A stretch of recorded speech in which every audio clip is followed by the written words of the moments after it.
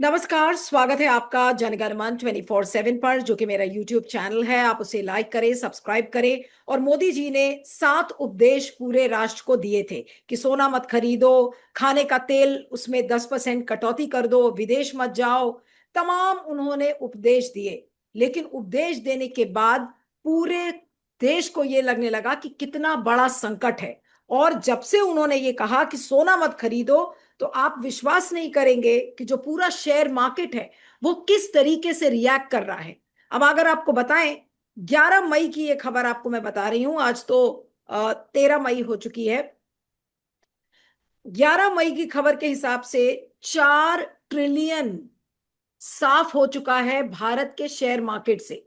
As PM Modi appeal triggers panic in aviation and jewellery stock. ये मैं अपने मन से नहीं बोल रही हूं, ये वन इंडिया की खबर है और तमाम तरीके की खबरें इस पर आ रही हैं।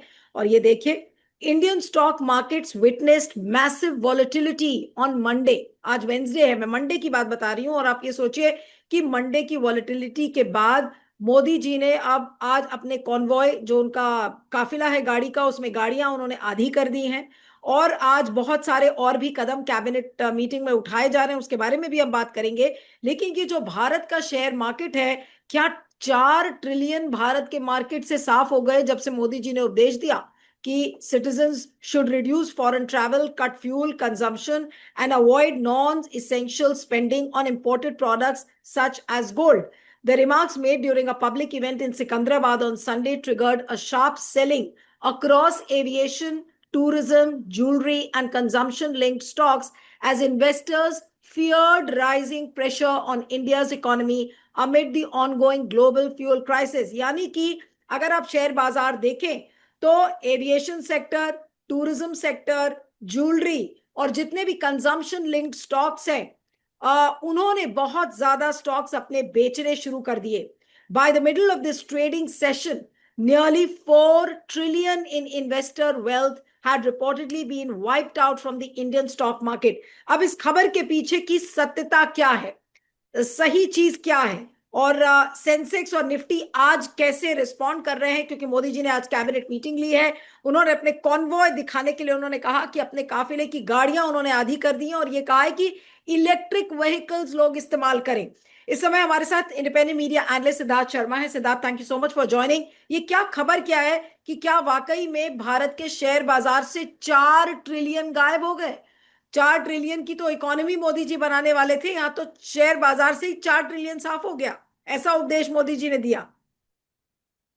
हाँ, देखिए, इतने बड़े व्यक्ति अगर इस तरह का उपदेश कुछ देते हैं तो स्वाभाविक है कि लोगों के अंदर हड़कंप मचता है। आप ध्यान में रखिए, याद कीजिएगा, जिस समय इन्होंने नोटबंदी घोषणा की थी तो लोग लाइन में खड़े हुए, लाइन में काफी सारे लोग मरे भी, जबकि उन्होंने घोषित किया था कि हमको उन्होंने ये नहीं कहा कि आपका पैसा लूट जाएगा, आप उन्होंने इतना ही कहा कि नोट हम बंद करेंगे। लेकिन लोगों के अंदर हड़कंप मचा। दूसरी बार इन्होंने जब लॉकडाउन घोषित किया तो हमें पता है लाखों लोग सड़कों पर गर्मी धूप में अपने गांव की तरफ, कोई साइकिल से, कोई पैदल तक जाना शुरू कर दिया। अटैची खींच खींच के लोग जा रहे थे।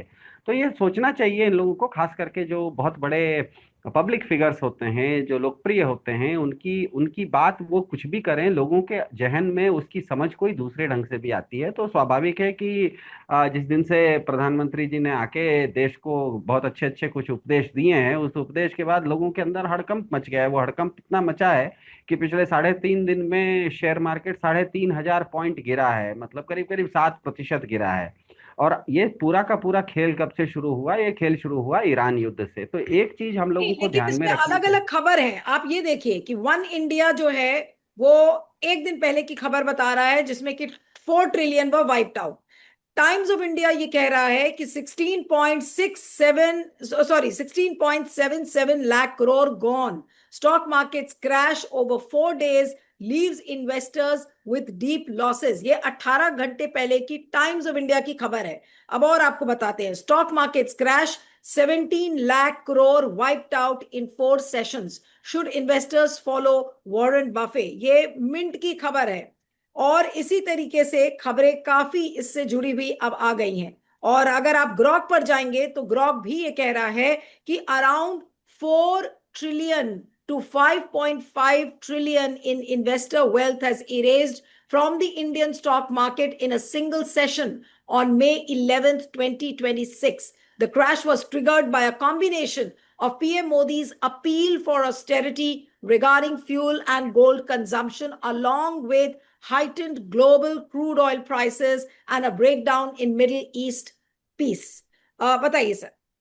जी सिद्धार्थ। जी देखिए, सीधी सीधी बात है कि मान लीजिए मैं शेयर मार्केट में अगर पैसा लगाता हूँ, तब तो शेयर मार्केट जैसे ऊपर नीचे उठता है तो मेरा घाटा होता है। लेकिन दुनिया, इस देश के सारे लोग, मेरे ख्याल से जनगण मन के हर दर्शक भी कोई शेयर मार्केट में पैसा नहीं लगाते। तो हमें लगता है कि शेयर मार्केट में मैंने पैसा नहीं लगाया तो वो ऊपर जाए या नीचे जाए, हमें क्या उसका फर्क पड़ता है। तो इसको कभी कभी इसको थोड़ा सा अलग ढंग से देखना चाहिए कि हम पर क्या असर पड़ता है। 4 ट्रिलियन, 8 ट्रिलियन, 50 ट्रिलियन, ये बड़ी बड़ी संख्याएं जब सुनने में आती है तो ट्रिलियन में कितने जीरो लगते हैं ये भी हम लोगों को समझ में नहीं आता है। सुनने में बहुत बड़ा लगता है, लेकिन उसका असर क्या है। तो हमें ये देखना होगा कि ये जो शेयर मार्केट में, या कि कुल मिला के भारत के प्रधानमंत्री जी ने, ये पूरा का पूरा मामला शुरू होता है ईरान युद्ध के समय से, तब से अब तक भारत के प्रधानमंत्री जी या भारत की भाजपा सरकार की नीतियों के चलते हमारे आपके ऊपर व्यक्तिगत रूप से कितना का प्रभाव पड़ा है, ये समझना ज्यादा बेहतर रहता है बनिस्पत इसके कि इतना ट्रिलियन का घाटा हो गया। वो घाटा तुरंत एक दिन अगले दिन मान लीजिए कहीं से पैसा आ जाएगा तो आप कहेंगे कि 5 ट्रिलियन हमारे पास पैसा आ गया। ये तो ऐसा ही है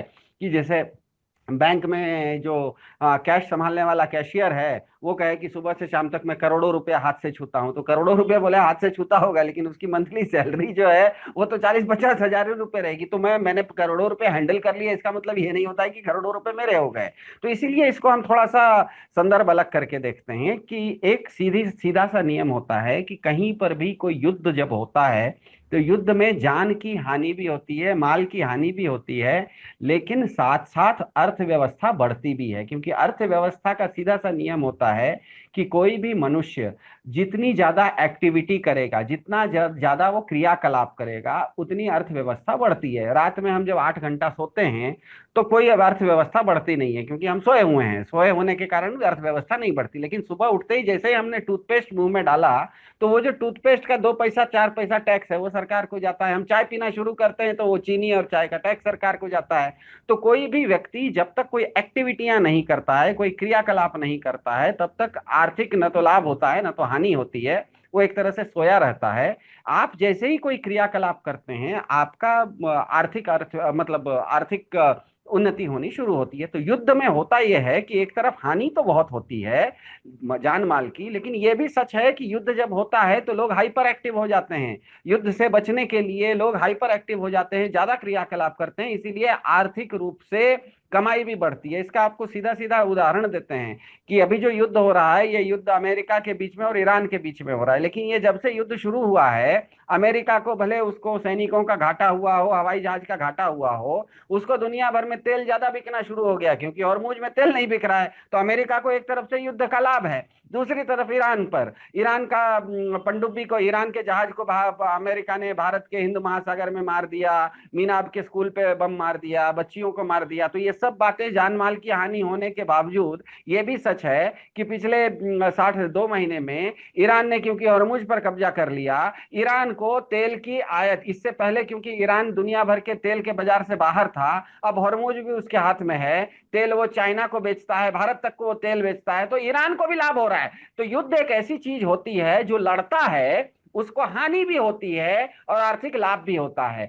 लेकिन युद्ध का दूसरा नियम होता है कि जो उस युद्ध में शामिल नहीं है वो अगर अनावश्यक रूप से उस युद्ध में शामिल होना शुरू करता है तो इसका मतलब उसको चोट लगने की संभावना ज्यादा होती है। इसको एक सामान्य सा उदाहरण से कहते हैं, क्रिकेट मैच आप देखने जाइए, आप अगर स्टेडियम में बैठे रहिए तो कोई छक्का भी मारता है तो आप सुरक्षित होते हैं। लेकिन अगर आपको खेलना नहीं आता और आप स्टेडियम के बदले आप ग्राउंड पर पहुंच जाइए तो कोई बैट्समैन छक्का मारेगा, आपके माथा पर लग के आपका खून भी निकल सकता है, क्योंकि आपको बॉल पकड़ना आता नहीं है। तो आप कहां खड़े हैं इस पर निर्भर करता है। तो इस युद्ध में भारत ने यह किया कि युद्ध शुरू होने से पहले 2 दिन पहले ये जाके इजराइल को फादरलैंड बोला है, जबकि इनका युद्ध इनका नहीं था, युद्ध था ईरान और इजराइल के बीच में, इनका युद्ध था नहीं। अब क्योंकि इन्होंने वो मैच में बिना मतलब के ग्राउंड पर वो पहुंच गए, इसीलिए युद्ध का नियम होता है कि आप अगर युद्ध में शामिल नहीं हैं तो युद्ध से दूर रहिए। अगर युद्ध में घुसने की कोशिश करेंगे तो आपको बहुत ज्यादा घाटा हो जाएगा। और ये घाटा क्या हुआ है भारत को, अब इसकी गिनती मैं आपको बताता हूं। पिछले 60 दिनों में जब से ईरान युद्ध शुरू हुआ है, कुल मिला के शेयर मार्केट कभी ऊपर गया है, कभी नीचे गया है, सब मिला के शेयर मार्केट का घाटा 10 लाख करोड़ रुपए का हुआ है। 10 लाख करोड़ रुपए का शेयर मार्केट का घाटा हो चुका है। दूसरी बात, भारत में जो उत्पादन होता था वो उत्पादन में कमी आई है, क्योंकि गैस नहीं आ रहा है, आपको पेट्रोल नहीं आ रहा है, तो उत्पादन में क्योंकि कमी आ चुकी है, उसके चलते 2.5 लाख करोड़ रुपए का उत्पादन मार खा चुका है। तीसरी बात, भारत में क्योंकि अर्थव्यवस्था चल रही थी, विदेशी निवेशक भारत में पैसा लगाते थे लाभ कमाने के लिए, अब वो सारे विदेशी निवेशक धीरे धीरे भाग रहे हैं। वो जो विदेशी पैसा लेके निवेशक भाग गए, वो 1.5 लाख करोड़ रुपए का पैसा लेके भाग गए। अब इसकी स्थिति ये आने वाली है कि आज हॉर्मुज की लड़ाई बंद भी हो जाए ईरान के साथ, तो 2026 के अंत तक, मतलब अगले 7 महीनों में करीब करीब 10 लाख लोगों की नौकरी जाने वाली है, क्योंकि आप मंदी आ रही है। हम नहीं कह रहे, भारत के प्रधानमंत्री खुद कह रहे हैं कि वर्क फ्रॉम होम कीजिए, घूमिए फिरिए मत, गाड़ियों का इस्तेमाल मत कीजिए, खाने में तेल मत खाइए, इसका मतलब मंदी आ रही है। आप खुद बोल रहे हैं मंदी आ रही है। और सबसे बड़ी बात है कि खाद्य संकट आ रहा है, क्योंकि फसल कम होगी, फसल कम होगी क्योंकि यूरिया कम होगा, यूरिया कम होगा क्योंकि हॉर्मुज से यूरिया नहीं आ रहा है। अब इसका पूरा पूरा का पूरा लब्बल हुआ अब यह है कि प्रति भारतीय परिवार का जो घाटा हुआ है, भाजपा ने इजराइल को जब से फादरलैंड बोला, तब से प्रति भारतीय परिवार को रोज 1,000 रुपए का घाटा होना शुरू हुआ है, आज तक होते आ रहा है। मोटा मोटी अब तक 56, जिसे कहते हैं ना, अब तक 56,000 का घाटा हो चुका। रोज भी, कल से सुबह से शाम तक फिर 1,000 रुपए का घाटा होगा। तो ये घाटे की स्थिति में भारत जा चुका है।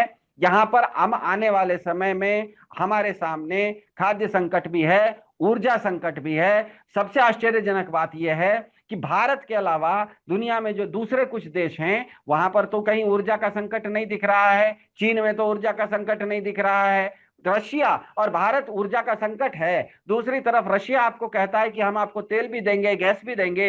यहां तक कि रशिया ने कल एक गैस का टैंकर रशिया से भेजा था, भारत ने उसको मना कर दिया, बोला वापस चले जाओ, वापस चले जाओ, हमको अमेरिका से परमिशन नहीं मिला है। अब मुझे बताइए, अमेरिका से परमिशन भारत क्यों लेगा जब रशिया आपको तेल देने के लिए तैयार है, रशिया आपको गैस देने के लिए तैयार है। हॉर्मुज बंद हो जाए या खुला रह जाए, दूसरे तरफ से अगर आपको चीजें आ रही हैं तो आप उसको ले क्यों नहीं रहे? एक तरफ आप खुद कह रहे हैं कि हमारे यहाँ गैस का संकट है, दूसरी तरफ रशिया आपको गैस दे रहा है, आप लेने के लिए तैयार नहीं है, तीसरे तरफ आप कह रहे हैं कि आप गैस का इस्तेमाल कम कीजिए। मतलब क्या है?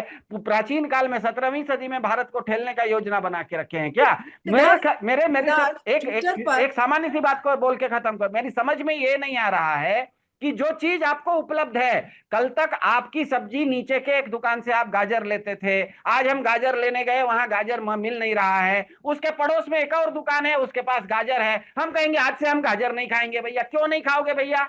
नहीं सिद्धार्थ, लेकिन अभी आप उदय कोटक ने खुद बोला, जो कि मोदी जी के कितने करीब माने जाते थे, उन्होंने कहा कि the shock is coming and it's coming big. और उसको लेकर तमाम लोग बोल रहे थे, लेकिन मोदी जी नहीं देख पाए। कुछ लोग कह रहे हैं कि 11 trillion have been wiped out. अब ये फिगर कितना सही है ये तो पता नहीं है, लेकिन जरूर लाखों करोड़ों रुपए शेयर मार्केट से गए हैं, ये तो जरूर इस समय दिख रहा है।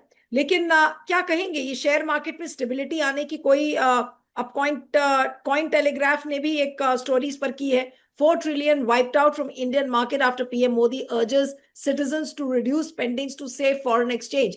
मोदी जी ने ये क्यों किया? सबसे बड़ी बात तो ये है, और भी तो तरीका हो सकता था ना इस क्राइसिस से निपटने का, कि आपने अनाउंसमेंट कर दिया, अनाउंसमेंट के जरिए सारे शेयर मार्केट में हाहाकार मच गया। मैं कहीं देख रही थी कि ज्वेलरी बाजार के लोग मोदी जी का पुतला फूक रहे हैं, कहीं पर प्रोटेस्ट हो रहा है। ये सब क्या हो क्या रहा है? क्यों किया ये मोदी जी ने? जी, आपने एक पूछा कि क्या शेयर मार्केट में स्टेबिलिटी आएगी। शेयर मार्केट का सीधा सा नियम होता है कि उसमें स्टेबिलिटी नहीं होती। ओवरऑल मतलब आप अगर पिछले 1 महीने का शेयर मार्केट देखिए, एक आध दिन शेयर मार्केट गिरता भी है, ऐसा नहीं है, दुनिया भर के शेयर मार्केट कभी कभी गिरते हैं, लेकिन मोटा मोटी जो उनका ट्रेंड रहता है वो ऊंचाई की ओर रहता है। मतलब पिछले 1 साल में आप शेयर मार्केट जितना था उससे सेंसेक्स या निफ्टी वो ऊपर होता है, चाहे वो सेंसेक्स भारत का हो, चाहे वो डाउ जोन्स न्यूयॉर्क का हो, अलग अलग गति होती है, लेकिन कुल मिला के शेयर मार्केट बढ़ता है। वो बढ़ता इसीलिए है क्योंकि शेयर मार्केट का मतलब ये होता है कि कंपनियों के शेयर को ट्रेड होता है। कंपनी का मतलब क्या? जो कुछ ना कुछ उत्पादन करती हैं, न तो नीलू व्यास का कोई शेयर मार्केट में मतलब कोई कंपनी है, और न तो सिद्धार्थ की कोई कंपनी है, क्योंकि हम उत्पादन नहीं करते हैं। लेकिन आप अगर उत्पादन कीजिएगा, सरसों का तेल भी बनाइएगा तो आप एक कंपनी खोलेंगे, आप जूता भी बनाएंगे तो एक कंपनी खोलेंगे। तो कंपनियां करती क्या है? कंपनियां उत्पादन करती हैं। और उत्पादन किस चीज से होता है नीलू जी? बिना ऊर्जा के तो उत्पादन हो नहीं सकता, शून्य से तो कोई चीज उत्पादन होती नहीं है। जब तक आप किसी चीज को प्रोसेसिंग करने के लिए, मैन्युफैक्चरिंग का मतलब ही होता है उसके अंदर एनर्जी लगाते हैं, मतलब आप जब तक किसी चीज को प्रोसेस नहीं करते, या तो बिजली की एनर्जी से प्रोसेस कीजिए, या तो पेट्रोल से उसको प्रोसेस कीजिए, या तो तेल से प्रोसेस कीजिए, तो जब तक आप एनर्जी से, ऊर्जा से नहीं, किसी चीज लेकिन को प्रोसेस आप नहीं करेंगे। एक चीज जो मुझे नहीं समझ में आ रही है सिद्धार्थ, आपको याद होगा कि जब 2024 के चुनाव आने वाले थे तो मोदी जी ने एक दिन पहले शेयर मार्केट को घुमाने के लिए किस तरीके का आह्वान किया था कि लोग उसमें इन्वेस्ट करें एग्जिट पोल्स के बाद, अगर आपको याद हो। मोदी जी ने जब ये अनाउंसमेंट किया तो क्या उनको ये ध्यान नहीं था कि मार्केट किस तरीके से रिस्पॉन्ड करेगा? क्या उनको ये बिल्कुल आइडिया नहीं था कि ये सारे अनाउंसमेंट करेंगे और ये सारे सेक्टर, जितने भी एविएशन है, टूरिज्म है, ज्वेलरी सेक्टर है, ये प्रभावित होगा? ये सब बिना सोचे ही उन्होंने अनाउंसमेंट कर दिया। देखिए, तार्किक व्यवहार वो करता है जो स्वतंत्र होता है, लेकिन जो स्वतंत्र नहीं होता, परतंत्र होता है, वो किसी दूसरे का टट्टू होता है, वो तार्किक व्यवहार नहीं करता है। नहीं, तो इसका मतलब क्या, ये कोई स्कैम है? कोई स्कैम है? क्योंकि भाई अगर आप चुनाव चुनाव का जो पूरा नतीजा आया था, ये कहा जा रहा था कि पूरे बाजार को घुमाने के लिए मोदी जी ने और अमित शाह साहब ने आह्वान कर दिया था। तो अगर ये बात है तो फिर ऐसे में ये अनाउंसमेंट क्या है? क्या ये भी कोई एक षड्यंत्र है, बड़ा स्कैम लग रहा है आपको कि इसलिए अनाउंसमेंट कर दिया क्यों, ताकि कुछ एक सेक्टर्स हैं जो मोदी जी ये कह रहे हैं कि अब हमें इलेक्ट्रिक व्हीकल्स पे जाना चाहिए, बहुत अच्छी बात है। लेकिन कहीं ऐसा तो नहीं कि इलेक्ट्रिक व्हीकल्स के मार्केट को अब इन्फ्लुएंस करने के लिए और उसको बढ़ावा देने के लिए पूरा सारा ये खेल रचा गया हो और ईरान युद्ध नहीं नहीं बहाना है?